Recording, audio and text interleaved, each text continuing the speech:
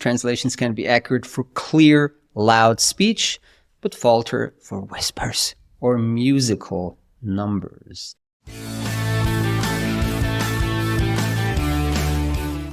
And we're back with the pod of Slater. Hi, Esther. Hey, Florian. Recording this on a new platform, because on the old platform, we upgraded and it took a bunch of features away. So I don't like that. And so we're back with a tool that we actually used to record this initially, which was called Squadcast, but now it's been acquired, I think about a year ago, by Descript, which used to be a transcription tool. And now it's kind of an all-in podcast production tool. And today they just announced, Script that is, that they are adding 20 languages for kind of AI translation of podcasts. So who knows? Maybe we're going to get this out in various other languages. Now we did trial 11 Labs for with like a 5-minute clip on the podcast last week. So we'll speak about that in a second. You're going to run us through a few M&As, mergers and acquisitions. We're going to look a bit at DeepSeek's translation quality. Now, full disclosure, we didn't run any tests. We just basically collected other people's opinions on DeepSeek's translation quality.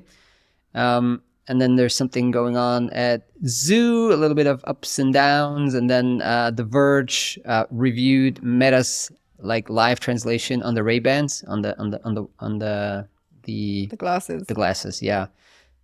Do head over to the page. SlaterCon London is now open for registrations Friday, May 23rd. So we have, 3-4 months to put together an amazing agenda. A few speakers should be up there already, but definitely more to be added. And in about 6 to 7 weeks, we're going to be at SlaterCon Remote on March 18th. So go there, get your tickets. Now it's still the super early bird. All right, so we did take the first 5 minutes, Esther, of our last podcast. Yep. Not the one with Brian, which I love, by the way. That was a great, really great podcast with Brian from Boost Lingo. Go check that out. But not that one, the one before, where you and I were looking at industry news, gave it the first 5 minutes and asked it to AI translate and voice clone it. And it was super easy because you could just copy paste the YouTube link. What were your thoughts to hear yourself speak German? I didn't know I could speak German. Yeah, that was my thoughts. My initial thought was that's me. That's my voice. So it was uncanny, really, that it. As I don't speak German, obviously. And then it was a bit like, oh, that is what I would sound like if I did speak German. Yeah, I suppose that was my thoughts. So I obviously have no appreciation of how good the translation was, but generally in terms of sort of tone of voice, I definitely recognized myself in it. Now, I don't sound like that in German because I do have a German. So what was interesting, because obviously the sample was my accented English, and then it made it into German. So the voice itself was pretty close. It was very good. But I did have a bit of a Bavarian thing going on there. A twang. Just a slight Bavarian, which is not what I would sound like. I mean, obviously I would have a slight Swiss, whatever, twang or a Swiss accent to it. So yeah, it was interesting that they went a little bit into the Bavarian area there, a little too far east. The translation was pretty good. It was really good. It did catch. We were talking about. It was basically the intro, right? Like what we just did. We did talk about the M&A report. It did do a pretty good job getting some of it. There were some other areas. There were some issues, of course. I'm not going to go through like a QA here, but yeah, it was quite good. There was no lip syncing, and there were some timing issues. So sometimes it kind of tried to catch up a little bit, kind of fell off a little bit. But overall, actually something I would not mind kind of posting if people are, obviously aware that it's AI translated. Right? I think it would be helpful for somebody who understands no English and only speaks German. Then, of course, if you're in the language industry, and you care about this podcast, you're probably going to be fluent in English if you're from Germany or Switzerland. But anyway, so not bad. Now, the lip sync component, I'm not 100% sure. Like if there were a lip sync component, because unless the lip sync is 100% perfect and it feels completely natural, which I don't think we're there yet, despite all the kind of mind-blown emoji tweets. I would actually prefer this kind of 11 Labs slight kind of voiceover style. It feels okay not to have a lip sync, and it kind of gives away that this is not the original you're watching. Yeah. You know? It's a bit of a reminder that, like a reality check that this is not us in German. This is not us in German. It's like, maybe this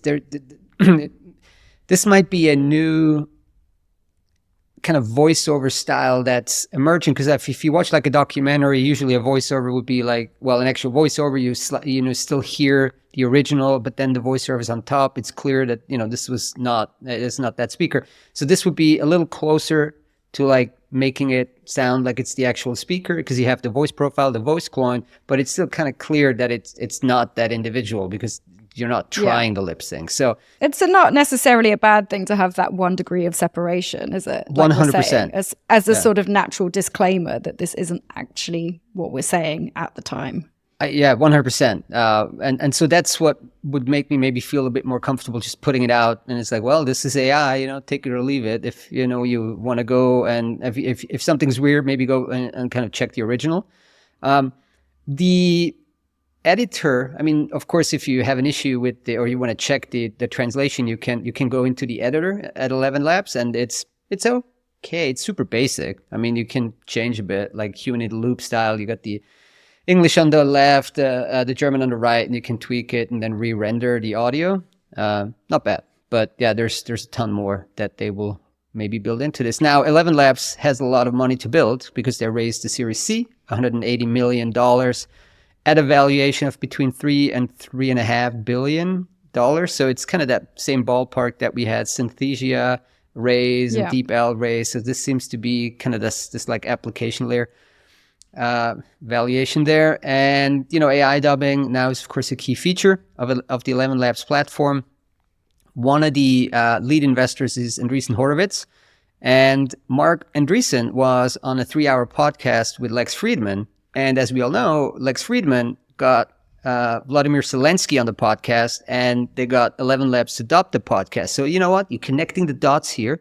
So why did 11 Labs get to dub the pod, not one of the other, dozen or so AI dubbers? Maybe because Marc Andreessen knows Lex Fridman, and Lex Fridman recorded the pod, and Marc Andreessen is an investor in 11 Labs. So there you go. We're connecting the dots. Gave them mates here. rates. Yeah. Mates rates. There you go. Mates rates. If you actually want to do a proper job on a 3-hour podcast, you do need to spend a bit of money, but the PR is definitely worth it. All right. So that was the quick opener. Maybe we're going to stick that. How many minutes are we? And we're 9 minutes in, which is going to cost a little bit. Actually, that's one last point. I ran out of credits after 5 minutes of AI dubbing on 11 Labs. So sad. It's not free, because I did get the starter subscription, and I ran out of AI dubbing credits after 5 minutes. You have to keep it short. We need to be more concise, I think, is the lesson here. Is that a hint, Esther? Is that a hint? No. I'll pass it over to you now for your M&A and funding corner. What's going on in the world of M&A? Yeah, so we covered a fair few number of transactions in January, which is obviously good to see that things have been happening in the background. So obviously the end of the year, sort of December time, tends to be a bit slow going, at least in mergers and acquisitions. So yeah, January was kind of back with a bit of a bang. And we had particularly, one major transaction that was completed in the TMS space, language technology, which was the acquisition of Transifex by XTM International. So US-based Transifex being sold to XTM based here in the UK. That was a pretty big one. Two well-established players in translation management coming together there through that one. And just a bit on, some of what XTM highlighted in terms of sort of rationale and what appealed to them about Transifex via the PR. They talk about accelerating digital content localization. So Transifex kind of being able to help businesses then automatically update the translations across digital channels. So again, a big focus on sort of digital content side of localization, more, I think, exposure and more capabilities for developers and marketers. So yeah, working with sort of in-context editing capabilities and managing that kind of dynamic content on the fly. And then also Transifex offers AI-powered localization and in a very scalable way. So bringing in some AI capabilities, some AI translation and quality assurance tools into XTM's sort of tech stack. Quite a powerful combination, and one of the biggest TMS deals ever, I would assume. So in terms of just the size of the companies coming together here, very, very interesting. XTM backed by private equity firm, and we played a small role. We were the exclusive sell-side advisors to Transifex. So congratulations from our side to the teams at XTM and Transifex. That's right. Let's head over to Germany. Domain-Übersetzungen. Yeah, back in the world of services, and in Germany here we had Domain announcing the acquisition of a company called German Language Services, or GLS. This actually closed, I think, several months earlier, but can take some time for things to be made public.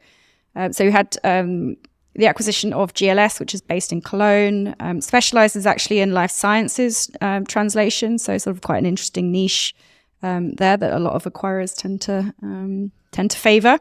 GLS, so yeah, on the sort of the boutique side of the spectrum, generated revenues of around 1 million euros in 2024. That's what Domain told us. The owner of the company, as well as the all of the staff, will stay on with Domain post acquisition. And Domain, I mean, we've covered a fair few of their acquisitions. They have done several. I don't know. So I was going to say several dozen, but that sounds like too many. I mean, not somewhere between several and a dozen, let's say. So, or a dozen or so acquisitions, mostly focused in Germany and also in France. And they told us when we did the coverage that they're about to complete another acquisition in France, and also said they're targeting revenues of around 9 million euros this year in 2025. So, yeah, another sort of small boutique acquisition in Germany. What's the name of the Cedric Siguar? Yeah. Cedric, yeah. Yeah, Cedric. Going to the US, language accessibility, Sorensen Communications, also a prolific acquirer, put out a press release that they acquired 2 companies or startups, one called HandTalk, the other one called OmniBridge. What's going on there? Yeah, so both of them on the technology side. HandTalk is described as a startup that is using AI and digital avatars for sign language, so automated sign language translation. And they say that this is really useful when you are translating content on websites and other kinds of platforms also, where you kind of need the accessibility on those platforms. Digital avatars. I feel like we've talked a fair bit about avatars recently with Synthesia and everything. But yeah, this is obviously bringing that kind of AI and avatars into the sign language space. And then OmniBridge, which was the second acquisition Sorensen announced. This is a company that has built models using computer vision with the purpose of capturing and translating sign language into text or speech. So the idea here is facilitating conversations between speakers of English and users of American Sign Language, presumably more so in live interactive situations. So where HandTalk would be more in the digital arena, this is sort of live conversations. That makes so much sense. That makes so much. I mean, generally with sign language, and I have to confess, I'm ignorant on sign language generally. I think it's a space that we at Slater want to start covering much more. I think this is such an obvious win, just a win. I don't know, such an obvious innovation that, you can have an avatar basically, have automated sign language. Like, why not? I mean, you can create it dynamically. Maybe you can put it on the website. You can click, and then maybe the avatar just kind of reads it to you or whatever. I mean, it's such an obvious thing that wasn't possible 2 years ago, and now it seems to be something that you can do. And The other one is interesting as well, the OmniBridge, you say. So hang on. So the use case would be you're there with a sign language speaker, Yeah. and then what? Like you'd have an iPad, a phone, like a glass, and then I don't know, that the person would use sign language. I mean, I think it's supposed to be interactive. So obviously at least one. And actually I have sort of seen, I don't know if it was OmniBridge or I have a really vivid memory of seeing some sort of like advertising marketing on either YouTube or I remember watching something that was demoing something quite similar to this, where you had sort of one sign language user on one side of the desk. Maybe they're in like a banking situation, and somebody who was a speaker of English on the other side of the desk, and trying to communicate with no luck. And then somebody has the brilliant idea of bringing out, the iPad and fires up an app that translates essentially. Okay. Yeah. Well, seems like definitely innovation that would make life easier for many people. Let's talk about DeepSeek. What's DeepSeek? Yep. So there's been this whole brouhaha around DeepSeek launching a model, or maybe even the press, or like the mainstream attention picking up on DeepSeek and that model. I think the DeepSeek's been around for a bit. They launched a couple of models, LLMs, before. They performed well, but then they launched, I don't know the exact naming. The namings of these LLMs is just, I don't know, R3 and O3, and then like you have Anthropic with like, Claude and like Sonnet and like there's a whole kind of subgenre to naming these things. Anyway, so DeepSeek launched a model. What's DeepSeek? I guess the thing that we published, it's an AI startup that was kind of founded by a guy who also runs a hedge fund. Anyway, there's probably entire podcasts now dedicated to what DeepSeek is. Based in Hangzhou. Hangzhou is close to Shanghai. Probably by now like a 30-minute train ride from Shanghai. Used to be like 4 hours. Now it's maybe like 45 minutes or something. Big city, home to Alibaba as well, a tech hub in China. And so they launched a model, which initially, I think the PR spin was like it cost like 5 million to train, which is like a ridiculously low amount. And since then, there's been a ton of, pushback by people saying, no. They, imported some like NVIDIA chips through Singapore, and this probably cost like $1 billion to train. Who knows, right? Go elsewhere to check out the hot take and I don't know, maybe a little colder takes on DeepSeek. But what we cared about was, can DeepSeek do translation, and how well can it do translation? Now, we didn't actually do an evaluation ourselves, but we went on the interwebs and looked at what other people say about it. And first one person we saw was Simone Bonenberger-Rich, Chief Product Officer at Phrase. She said, hey, this is pretty good. And it's pretty good translation quality, also pretty good AI quality generally, attributed it to high quality training data. And then generally the consensus seems to be Chinese English really well. So Chinese English translation obviously has a ton of high quality bilingual data and surpasses major LLMs apparently. Then also for less common, lower resource languages, Serbian, Punjabi, and some others, the consensus seems to be that it can handle that pretty well. Some nuanced translations kind of beyond the mainstream pairs. Cost savings, apparently, compared to other models. But then there's also skepticism, of course, that, basically people are saying, like localization experts, one was Garrett Fanash, said, okay, mixed results, you need to run more structured domain-specific evaluations. And then some people did domain-specific evaluations, found that in medical translation, for example, Llama still outperforms DeepSeek, basically indicating that highly specialized models can still excel in niche areas. And another interesting take, or maybe decision, was by Blackbird, the localization orchestration platform. Bruna Bitter, one of the co-founders, basically they're saying, hey, we're not going to integrate DeepSeek. They've integrated all other LLMs, but they're saying we're not integrating DeepSeek. Privacy and potential, political bias concerns. I think people's hobby over the past 2 weeks was like trying to get DeepSeek to answer, questions about Xi Jinping and Tiananmen. So Yeah, it's funny but not funny anyway. So Blackbird decided to not integrate it there. And then there was this whole thing about that, like I think they left something wide open on the internet, DeepSeek that is, and people are accessing that. And like they found like 10 million sensitive records or something. Anyway, so generally the take on translation is competitive. Some low resource languages doing well, still others have an edge in specialized content. So, but do head over and check out cheaper, our by article. the sounds of things. Cheaper, yeah. And open source. I mean, I guess the eternal irony that OpenAI is no longer open source is not lost on people.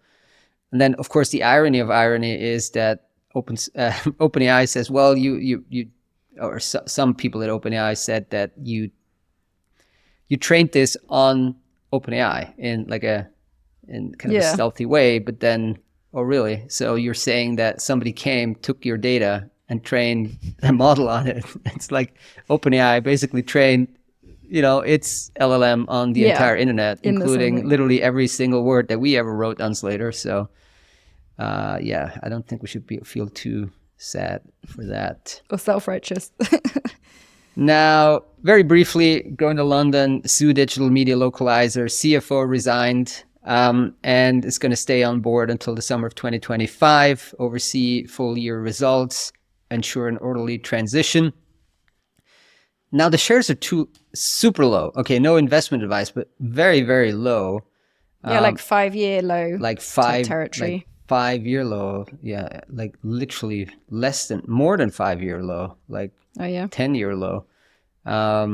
Weighing in at about $35 million market cap. And yeah, let's see if that's justified. By the results. By the results, because if business picks up again, those shares are going to likely are going to go up quite strongly. Now, that's negative for Zoo. Positive is that it just announced that they joined Amazon Prime Video's preferred fulfillment vendor program. Now, if that sounds familiar, it's because Netflix runs the same preferred fulfillment vendor program. It's the N for Netflix. Okay. And then P3 because it's like preferred something partner. Preferred production or post-production partner or something like this. But yeah, NP3 is the Netflix one, I think. Do you have access to, are you subscribing to Amazon Prime Video? Yes. How? Just like direct or as part of some other package? Through Amazon General, like, I don't know what you call it. We get Amazon parcels literally every day. They haven't launched in Switzerland yet. It's probably the only market in Europe. I don't know why. I remember when I was in Luxembourg, they didn't have like an Amazon Luxembourg, and we had to do it all sort of like via Germany and things like that. We're too small. That was a long time ago. Yeah. Yeah. I mean, same here. So there's no need for me to subscribe to anything on Amazon. Oh, I see. Yeah. I mean, I think the thing that we were interested in having was the free deliveries from Amazon.com, not necessarily the entertainment streaming package. However, we have it. We watch things on it. Yeah, now you have it. Now you have to watch it. Okay, so another quick kind of meta story here is that The Verge used to be a pretty big, I don't know, cool website for news and stuff. They reviewed Meta's kind of Ray-Ban glasses live translation features. I haven't, but let me say what the writer said. So they said works well until they don't. Writer said it's not for movie or TV, struggle with rapid or hushed dialogue, so subtitles remain necessary. That's actually an interesting thought. So you put on the glasses and you skip the carefully crafted subtitles. Okay. So you watch a foreign language movie with the glasses. With glasses. Okay. Why try? Just put on the subtitles. It said inconsistent performance. Translations can be accurate for clear, loud speech, but falter for whispers or musical numbers. Designed for travel, designed for kind of casual conversations abroad, ordering food, asking for directions. Yeah, makes sense. The slower you speak, the better it gets. Makes sense. Limits on complex media, not meant for watching films, as I just said. So overall feedback from that writer, it's a good start, but not perfect. I mean, that's what we've been hearing for a long time. So I don't know, the whole glass thing and translation doesn't strike me as... Ray-Bans with translation. It's like, yeah, I don't know. People who have too much money. Ray-Bans with translation. Well, at least it's Ray-Bans. It's not those Google glasses that you just want, the really awkward ones that didn't really break through. The goggles. Was it? No, that no. It was. No. I think it was just like very kind of uncool looking glasses that like you're like pensioner glasses. It's also like you're wearing this to like a party or something, and then like everyone knows that you're what are you doing here? Recording me, or so I'm not sure. All right, so go get your tickets for SlaterCon London and for the remote conference. Looking forward to seeing you there soon. Take care.